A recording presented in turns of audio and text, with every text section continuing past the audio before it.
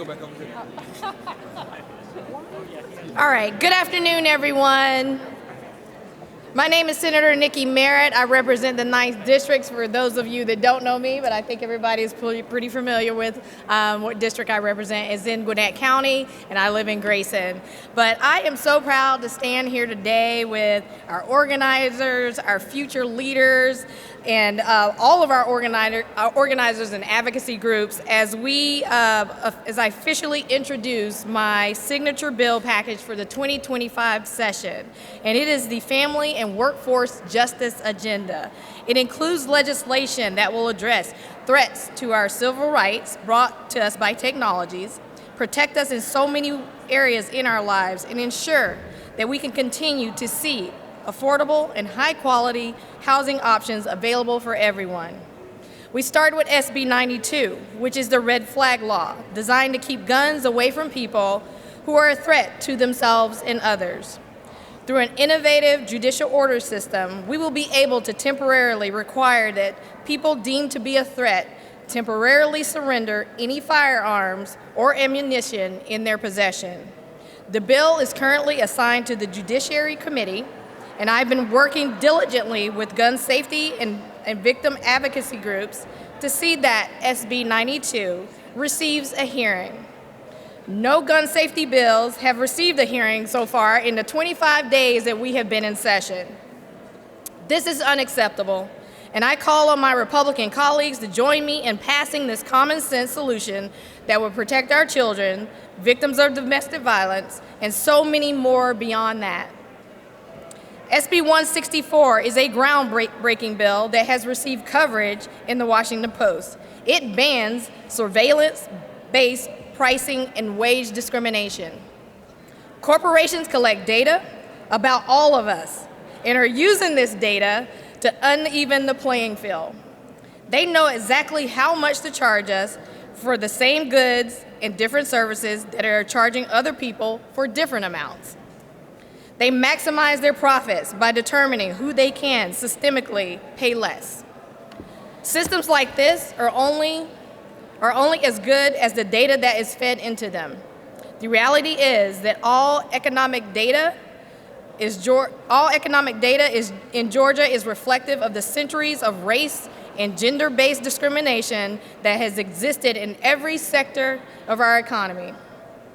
When corporations target people who are in dire economic circumstances and pay them less because they know the worker will take less, more often than not, the worker will be a person of color, will be a woman, or will be a disabled person. SB 165 is a bill that will protect our youngest children from the emerging threat and exploitation presented by social media act. That's my next bill, SB 165. The companies profit off creating addictions that alter the brain development of our children. And it's time that we hold these companies accountable for keeping minors off of their apps. This is another simple solution where I'm calling for bipartisan support. We have received coverage across many outlets statewide, and I have heard resounding cries from parents across the state that want this legislation to be heard. The next bill is SB 166. It is my solution to hold corporate landlords accountable for providing high-quality housing in our state. It closes a loophole where county governments have a much harder time enforcing health and safety codes and violations in our unincorporated areas.